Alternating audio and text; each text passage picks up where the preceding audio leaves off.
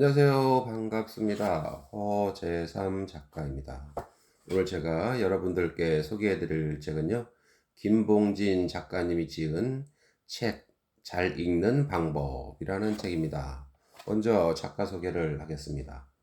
지은이 김봉진, 과시적 독서가.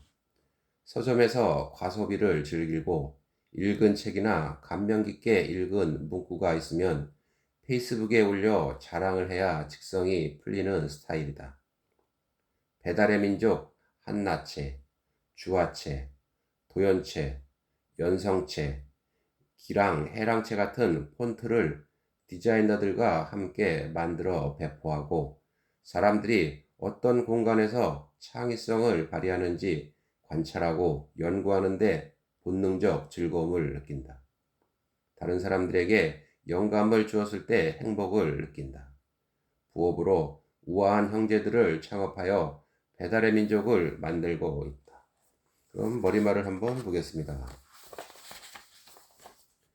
책을 읽으면 잘 살 수 있느냐고요? 제가 소셜 미디어에 책에 대한 글을 올리곤 하니 사람들이 저를 엄청난 다독가라고 생각하시곤 해요. 하지만 저는 어릴 적부터 책을 끼고 살았던 타고난 독서가는 아닙니다. 오히려 뭐랄까, 책 읽고 읽은 내용을 써먹고 은근히 자랑하기도 하는 과시적 독서가라고나 할까요? 안 읽던 사람이 갑자기 책을 읽으니 사람들이 궁금해 합니다. 왜 그렇게 열심히 읽느냐고요? 그 질문을 받고 생각해 봤어요. 사람들은 왜 책을 읽을까? 훌륭한 사람이 되려고? 성공하려고? 돈을 많이 벌려고? 삶의 위안을 얻으려고? 안 읽으면 안 될 것 같은 막연한 불안감 때문에?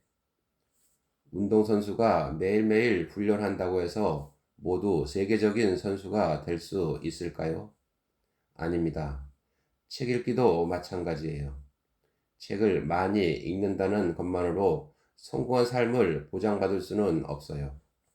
그럼 뭐하러 힘들게 읽느냐고요?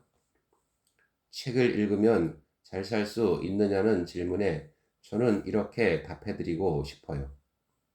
정해진 운명보다 조금 더 나은 삶을 살 수 있다고요. 우리의 삶은 수많은 크고 작은 결정들에 의해 만들어지는데요.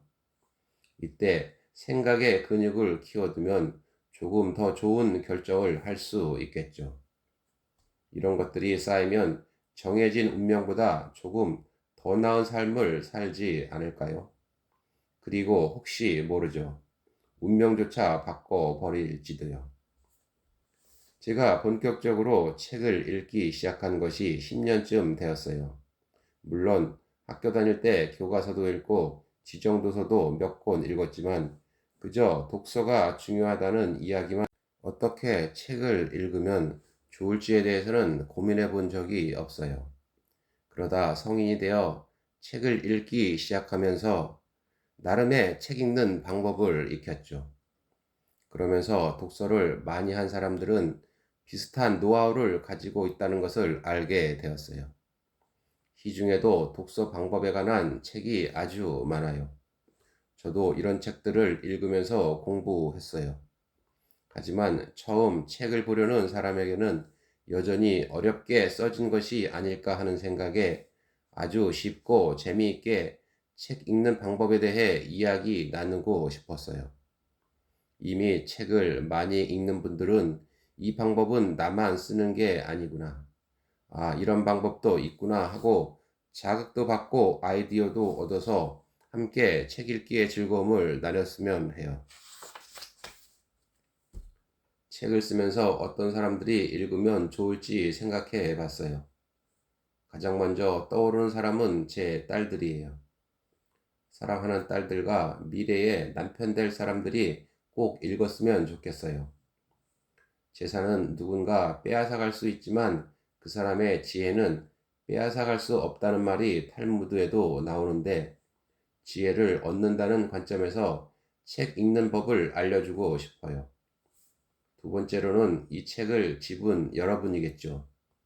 이 책을 펼쳤다는 것은 이미 무엇이든 책을 읽으려는 욕구가 있다는 뜻이잖아요. 돈을 많이 벌고자 하든, 잘 살고 싶은 것이든, 남에게 무시당하고 싶지 않든, 그분들께 책을 읽지 않았던 10년 전에 제가 이런 책이 있었더라면 훨씬 더 좋지 않았을까 하는 관점에서 독서를 쉽고 편하게 시작할 수 있도록 책 읽기에 입구가 되는 책을 쓰고 싶었어요. 1장에서는 책에 대한 두려움을 없애고 가벼운 마음으로 책을 대하는 방법. 2장에서는 꾸준히 책을 읽고 어려운 책으로 넓혀가는 훈련법. 3장에서는 책 읽기를 내 것으로 만들고 주변 사람들과 가족과 회사 구성원들에게 책을 권하고 함께 읽기 위한 응용 방법 등을 담았어요. 책 읽기 여정에서 길을 잃을 경우 부록의 책 소개도 활용해 보세요.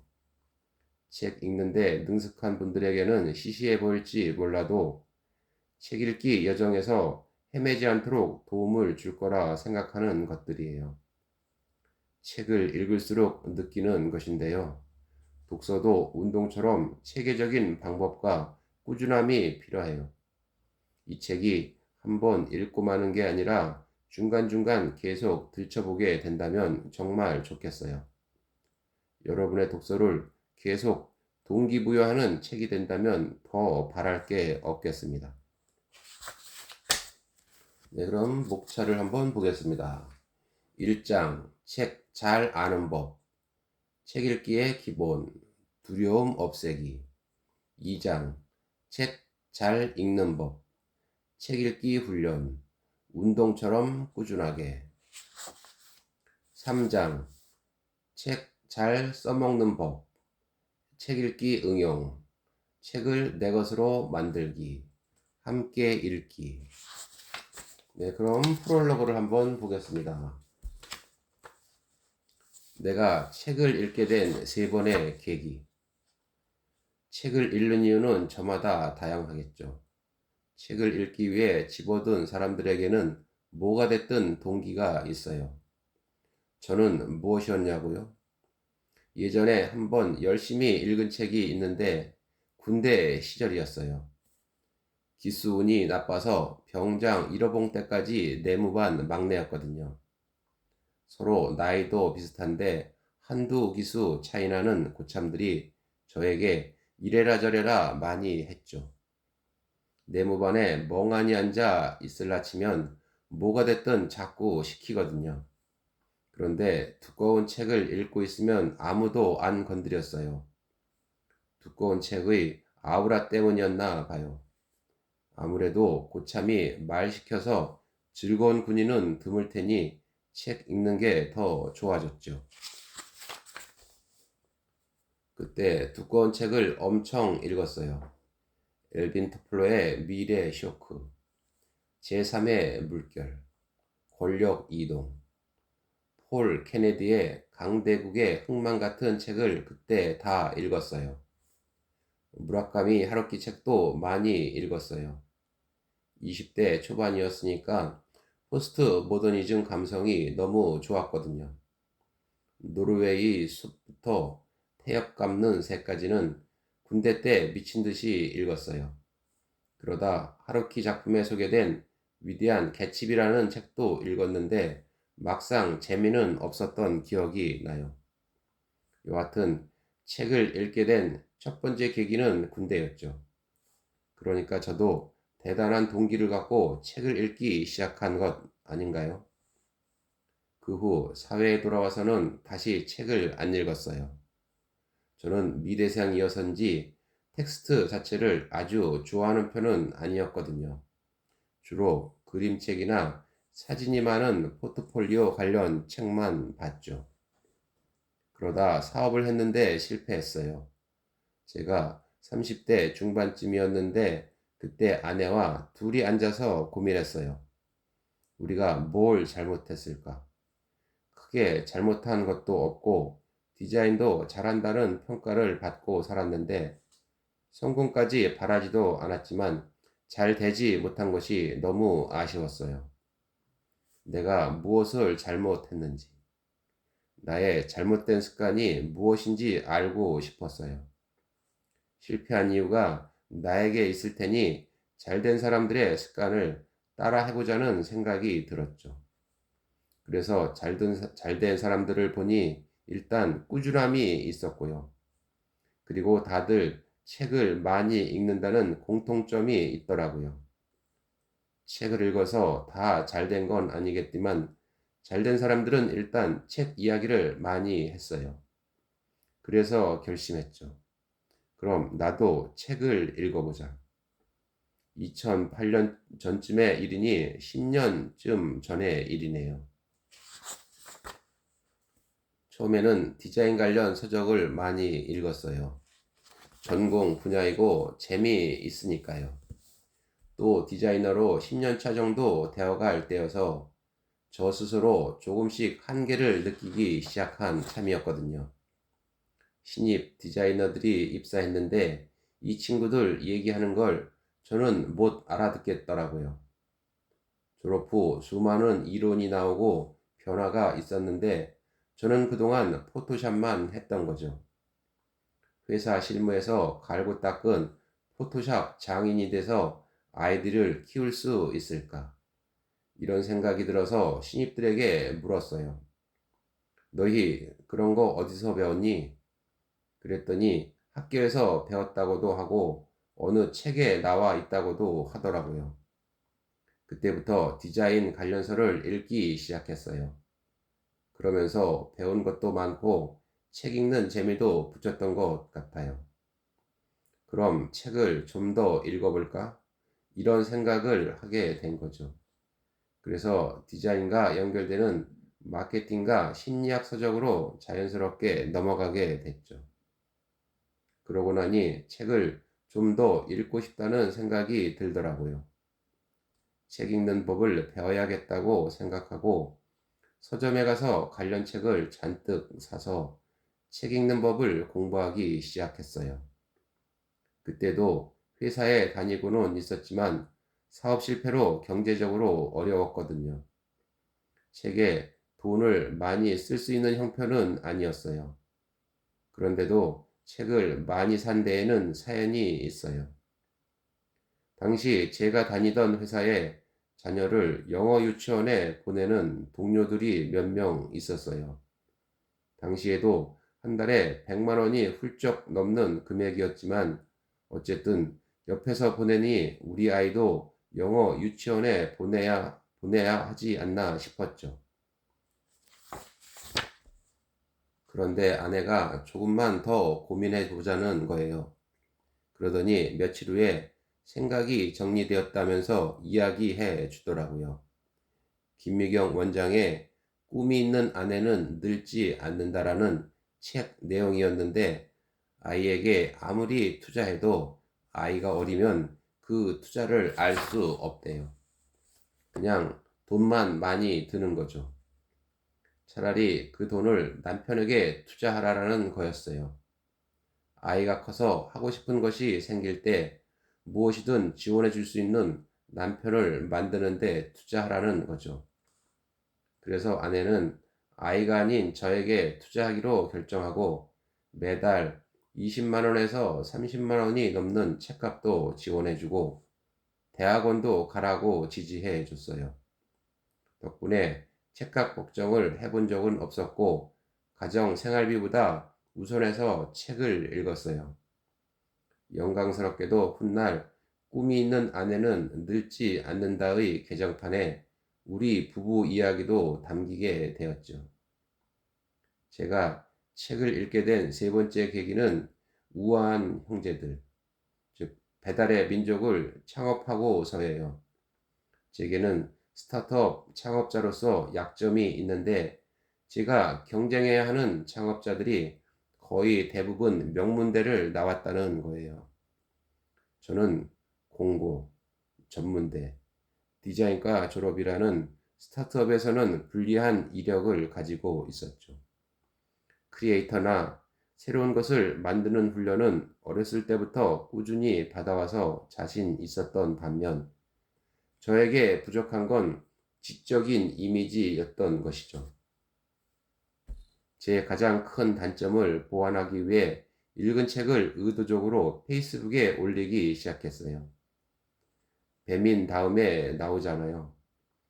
페르소나. 내가 정한 모습, 즉 가면을 꾸준히 보여주는 거죠. 처음엔 어색하지만 꾸준히 하다 보니 진짜 내 모습이 될 수도 있다는 이야기요. 저도 처음에는 읽은 책을 페이스북에 공개한다는 게 너무 어색했어요. 어릴 적 친구들이 보면 생뚱맞을 것 같고 안 하던 짓을 하니 이상할 것 아니에요. 그런데 1년, 2년, 3년을 꾸준히 올리니까 사람들이 김봉진이라는 사람은 책을 많이 읽는구나 라고 생각하기 시작했어요. 언젠가부터 다독가 김봉진이라는 수식어가 인터뷰에서 붙었고요. 그러면서 지적 이미지를 커버하게 됐지만 단순히 이미지만 커버된 게 아니라 책을 통해 실제로 많이 배우고 있습니다. 가짜 포장을 몇 년 동안이나 할 수는 없잖아요. 저도 다독가 이미지를 10년 가까이 쌓다 보니 진짜 그런 사람이 되는 것 같아요. 있어 보이고 싶어서 시작했는데 있는 사람이 되어가는 거죠. 리추얼이라는 개념이 있잖아요. 생각보다 행동이 먼저고 행동하다 보면 생각이 따라오고 실제로 그렇게 된다는 거죠. 큰 바위 얼굴처럼요. 제가 책을 읽게 된 이유는 처음에는 지극히 현실적이었죠.